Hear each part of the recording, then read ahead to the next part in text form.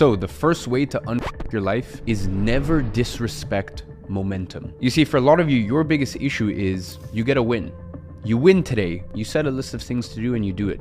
You take the actions necessary to grow your business. You take the right steps in the right direction, and then all of a sudden, you kick your feet up. You get comfortable.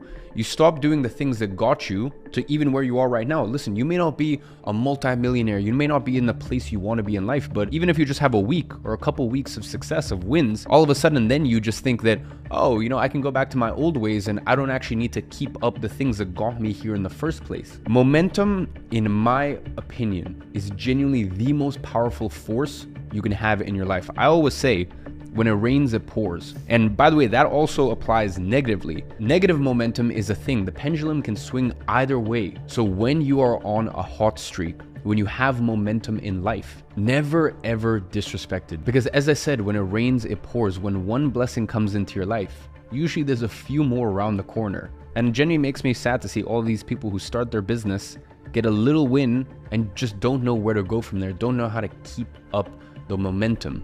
And if you're looking to make $10,000 a month online, that is by far the most important thing, which is don't disrespect momentum. So that is the first way. Now, the next principle for teenagers to become millionaires is dress to elevate.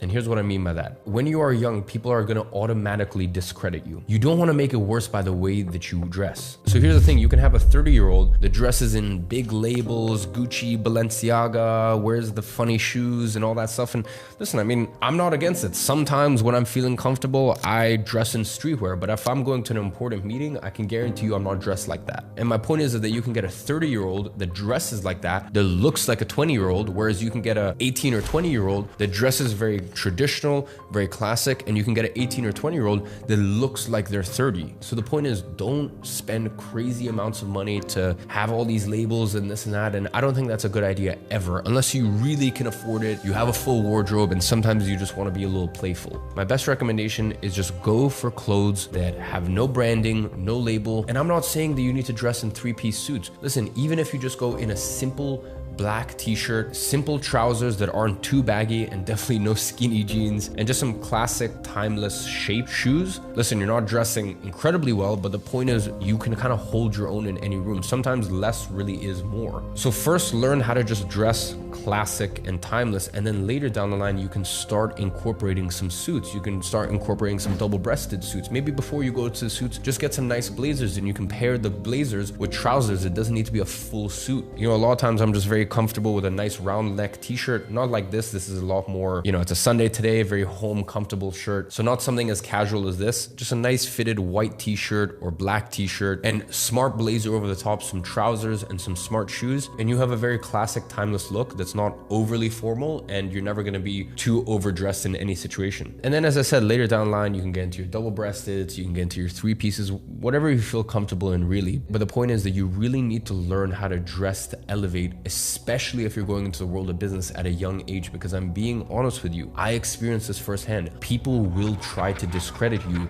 because of your age. So don't give them any excuse or reason to make it an even bigger thing than it needs to be. So dress older than you are. Now, moving into the second way to unfuck your life, and that is to cut out the bad habit friends. And here's what I mean by that. A lot of times I notice that people have friends that, like, you're not really friends. You're just friends because you have a friendship or a bond over a bad habit. Here's what I mean. Stoners have their stoner friends, like the people they smoke weed with. But like outside of that, if they were sober, probably if they stopped smoking weed in 7 years, they wouldn't still be friends. You got your gamer friends, but outside of gaming, you don't really have that much to talk about or like that much of an interest in each other. Or you've got your partying friends, or you even have your gossip friends. You've got those friends where it just seems like all you do when you're around them is just gossip. Have a lunch, have a coffee, and gossip about people. These are friends that perpetuate and keep you doing these bad habits. If you cut out these friends, then you cut out the habits, because a lot of times these friends and the feeling that you need to keep being friends with them, or this idea that you're a bad person because all of a sudden you've changed, you have a new identity, you formed a new identity,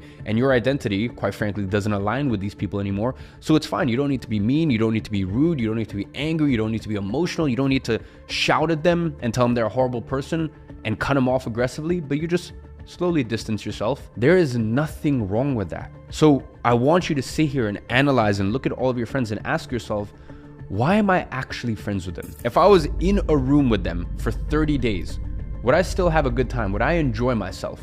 Would we get along? And if the answer is no, then probably there's something outside of your genuine friendship that is keeping you there. So going back to my main point, the trajectory, whether it's now or 100 years ago, I believe that if you are young, and when I say young, I mean really below the age of 23, the trajectory has always been very clear. First, you are an apprentice. You are a sponge. You're learning as much as you can. You're absorbing everything. And then you can become the master. Now, let me tell you something. These days, we rarely have apprenticeships. We have internships. And there's a big difference. When you're an intern in a big company, I've even had friends of mine, especially when I was younger, friends of mine that were my age, obviously, for me, by the age of 21, I was making millions and millions of dollars a year. But my friends that I grew up with were looking at internships and they were telling me, oh, what internship do you recommend and this and that? And I had to tell them very honestly, I said, listen, if you go to a company that's more than 200 employees, you're gonna be lost. No one's gonna train you. You're not gonna really learn anything. But if you look back 200 years ago, let's say you were even a locksmith, you would be an apprentice, you would be young and you would be studying the craft. And even in places like Japan, this stuff still goes on. You're young and you work for a company that's not massive, not too big where you get lost and you learn things and you get to see the back end and you get to see how a master of their craft does something and you get to take all of this in as a sponge. I mean, it's the best thing you could do for yourself at the age of 17, 18, 20, 21. So just understand the difference between an apprenticeship and an internship. Really, the difference is this one, you're gonna get time, attention, and you're gonna get to really learn the craft. This one, you're just thrown in with the dogs and you have to fend for yourself. No one is really gonna take the time and care and attention to show you the ropes. So I really think that if you're 21 or younger, when you're making the decision, hey, what's my next career move? What's my next step? Forget about how much you will earn from it.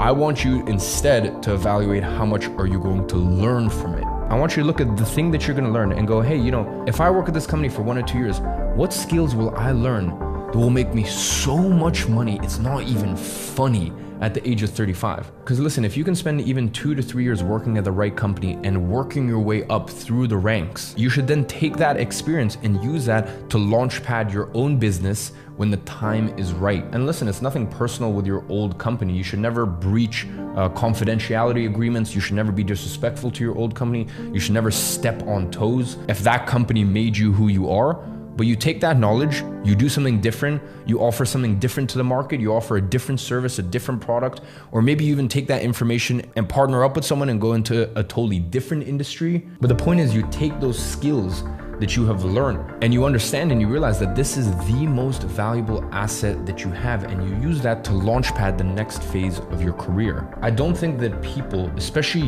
young people, truly understand how important it is to get insider knowledge. Work like your new money, but act like your old money and have the values of old money. So just remember, you want to have that hunger of new money. Old money, they don't have that same sort of hunger, but what old money has is wisdom. So if you can match up that hunger, that drive that pushes you forward, but then have the wisdom and always learn from old money, then that will be your secret to not only making a lot of money, but making sure that you don't lose it once you get it. The first principle you need to learn if you want to be a millionaire in your teens or your early 20s is that in order to be a king, you must first be a pawn. And this is really the issue with this generation. And I say this generation even though I am included in it, but I grew up with very traditional principles around respect. I come from a background that is a mix between Eastern European and Middle Eastern. So like growing up, you have no option. You learn respect and you learn the pecking order. And I learned from a young age that you respect your elders. And that's why still to this day, I still sit across the table from people that, I'm gonna be very honest with you, are far less successful than I am, but I shut the fuck up and I listen. Because for me, in my culture, you listen to your elders. Now that doesn't mean you need to take everything that they say on board, but you at least listen. And because I grew up in this environment of learning respect, I learned that, hey, you can be a king one day, but in order to be a king, you first need to be a pawn. You first need to be able to earn your stripes. And by the way, I earned my stripes from a very young age. I started my first entrepreneurial ventures when I was 14. And I learned what it was like to work with clients and, quite frankly, for lack of a better word, be their little bitch boy. I learned what it was like to pay my dues no matter what. It's kind of like, listen, when you're young and you join a football team, you're going to be the one who's the ball boy. At the end of training, you're going to be the one who is expected to carry all of the equipment to and from. And you need to go through that to one day become the captain. You don't just come in, especially as someone who is young, and become the captain all of a sudden. And that is the issue with today's social media bullshit society. They look at things and they look at people and they go, okay, I'm going to jump from here to here, and I deserve that for some reason. And I even get this to this day. day, people say, hey, Iman, why do you recommend business models that you used to do?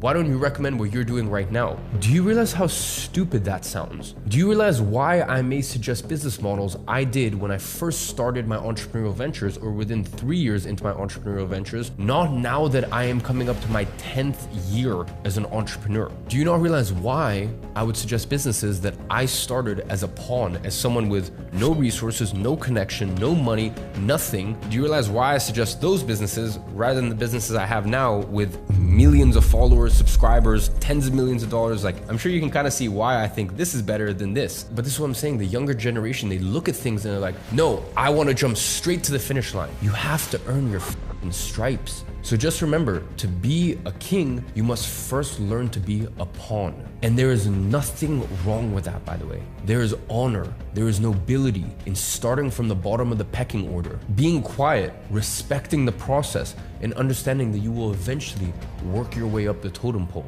First and most obvious thing that I'm going to say is that money is important. In fact, it's very, very important. But the thing that most people forget is it's not just how much money you make. It is the speed in which you make it and also how you make that money. You see, what I mentioned with speed is very, very important. If you make money too quickly, and a lot of money in that case, it will ruin your life. It will absolutely ruin your life because you have no grounding. You have no roots to actually keep you from going off the rails. And you see this all the time. You see people who become very successful very, very quickly and they don't have that grounding. Now, bear in mind, sometimes you'll see these overnight success, but these people have been working for the past 10, 15, 20 years on their craft, and then eventually they became an overnight success. But that's okay because they have that grounding of all the work and all the time and all the effort they put in. So they know who they are. They can look themselves in the mirror and know who they are with or without the success. So please never ever dream that you can inherit the money or win the lottery, because as I said, it will ruin your life, because you will have resources and you will have money that does not match with your identity and the resilience of your character. As the saying go, with great power comes great responsibility, and you need to be willing and you need to be ready for said responsibility. So please never ever wish for extreme riches. And by the way, when I say extreme riches, I mean, if you're making $0 right now and in a year you make 20,000, 30,000, maybe even 40, $50,000 a month, that's okay. I'm saying if you go from your position right now to making, millions a year, that will really, really ruin your life, especially if you don't have those roots and all of those years of working hard to really build up your character. So that way, without all of your externals, you know who you are as a person. Living in Dubai, I see a lot of examples of this, especially a lot of the crypto guys out here. And by the way, this is nothing against them whatsoever. Obviously, life has just forced a very interesting situation on them. But as I said, I have witnessed with my own 2 eyes how it ruins people. These people can never ever work hard again because they ended up making a lot of money with crypto. And bear in mind, in 2021, I made a lot of money with crypto, but at least I had, 6 years of business background and I was still making millions a year with my business. But I also knew, hey, a large part of this is luck. I didn't think I was some genius, super genius, anything like that. I knew that a large part of it was luck. So just remember, slow money is better. You will feel far more fulfilled and you will embody the traits that you want to embody far more when you make your money slowly. So now, if you want to make money and actually enjoy it, you know that the slower you make your money, the more fulfilling it will be when it comes. And by the way, this doesn't mean that you shouldn't try to make money as fast as you can, because for 99.9% of you, it will take far longer than you initially imagine it will to hit your financial goals. So now that we've addressed the speed in which you make your money, which most people never consider, now we also need to think about how much. Now, I can tell you honestly that I have felt my absolute richest when I was making between $10,000 to $15,000 a month. That was the quality of life where I felt the absolute most abundant. Now, bear in mind, I was 17 years old when I was making that amount of money. In modern day times, and with inflation and everything that's happened, especially over the space of the last 2 years, I would say if you can get to $20,000, $25,000 a month, you will have freedom. And that is the most important thing in life. Now, once you get to around $1 million a year or so, that is really where you can start to afford more luxuries and, you can afford more nice things in your life. But also, because you can afford more nice things, when you do have the nice things, kind of wears off. Like even just nice dinners and stuff like that, it doesn't have as much meaning because you could technically do it whenever you want. A $5,000 holiday, if you're making $1 million a year, you can go on, 5 or 6 of those a year very, very comfortably. So it just doesn't have as much meaning. But I will say, getting to $1 million a year plus, you'll feel a lot more rich between that sort of $10,000 to $20,000 a month mark. But definitely getting to $1 million a year, it is a better quality of life. Now, the stage that I'm at, where I'm making most months $1 million, and that's in take home after tax profits, obviously living in Dubai, you know, I can tell you that that is just excessive and unnecessary, honestly. So really anything past $2 million a year onwards, for me, that's the situation where I want to start warning you guys. I really want to start warning you and just saying, be careful what you wish for, because it comes with a lot of extra headache that may not actually improve your quality of life. As I said, once you get past, like, honestly, I'd say anywhere from $1 million to $2 million a year, your actual quality of life doesn't really increase that much more, but you get a lot more headaches that come with it. And this rolls into the third thing that you need to analyze when you're thinking about, you know, how much money you want to make. You know, let's say you're thinking, okay, what's the difference between making $500,000 a year and $7 million a year? It's like, of course, you know, on paper, $7 million a year is better. Who would not want $7 million a year over $500,000 a year? But you have to ask yourself, at what cost am I making the $7 million compared to the $500,000? Listen, it is incredibly important to learn. Learn as much as you can, but it's far more important to apply that information. I want you to view my videos as an interesting viewpoint, an interesting perspective from someone who has walked the path very publicly. I've been documenting everything for 8 years now on YouTube that has walked the path that you want to walk. But none of it will have any effect whatsoever unless you apply it. Now, the thing is, YouTube is a very smart platform, and it can be a very dangerous platform because sure, you have interesting educational, but remember, view my content as entertaining. And by the way, I want you to view most books out there in the exact same way, because most books, what it is, it's 15 pages of gold and then 300 pages of fluff, because they can't sell you a 15-page book and people will pay $12 for that, even though it's really only 15 pages that are valuable. Really, the only thing that I would consider proper learning is when you know exactly what you need to do and you're educating yourself on how to do it. Let's say there's an aspect of your online business or your online career that you know you need to work on in order to get ahead. Well, then immersing yourself in that specific topic, that's education. Just watching a podcast or reading a book because you think that it might be useful to you, that is very dangerous, and you need to look at that as entertainment and not education. $10,000 a month is the easy part. Continuing to make $10,000 a month, that's where it gets difficult, and also keeping that money and then multiplying it, growing your wealth over time. And rather than acting like some new money idiots, learn from old money. Even in my situation, even though I am new money, I knew from day one that I would make it, but I always promised myself that I would study old money to understand how to actually keep it and multiply my wealth. So the third component of making $10,000 a month is understanding that once you get there, you're not done. That is actually simply just the beginning. Now it is time to cement your place, have that as a baseline. And the crazy thing is we all have financial baselines. You know, for me, I remember when my baseline was $1,000 a month. And this is around 6 years ago. I was still in school at this point. And that doesn't mean what you're trying to make, what you're aiming to make. It just means if you go below that point, it will keep you up. You're like, this, it doesn't match your identity. You're like, this isn't me. And I remember when I went from $1,000 and then went to $5,000 and then went to $10,000. And listen, since then I've been very blessed to have an amazing career, and it's gone up to $100,000 a month and now $1 million a month. And you know, God willing, at some point it'll be a few $1 million a month, and that'll be my absolute baseline. I can't even conceive a reality where it's less than that. So the point I'm trying to make is, once you get to 10K a month, it's more than about making it an identity. It's more than about making that as your baseline. As I said, your financial identity is not where you're aiming for. It's where anything below that, and you would just feel off. You would be like, this isn't me. I'm better than this. So number one is get to 10K a month. And once you get there, make it your financial identity. And once that is solid and that's locked in, then you can keep working your way up the ranks. Then here's the real secret I'm gonna tell you. You take 50 to 70% of everything you make in that business and you invest it.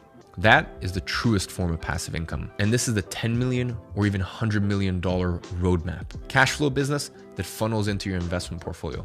Cash flow, investment portfolio. Cash flow, investment portfolio. And just like a snowball rolling down the hill, it just gets bigger and bigger and bigger, and the velocity gets quicker and quicker and quicker. I'm sure you guys have all seen that graph of Warren Buffett's net worth just compounding year on year on year, and how towards the end, it starts to go parabolic. So ladies and gentlemen, stop wasting time. Time is ticking. There is no such thing as passive income in the way that we've been sold the lie. Go out there, start the right business, and start getting rich quicker.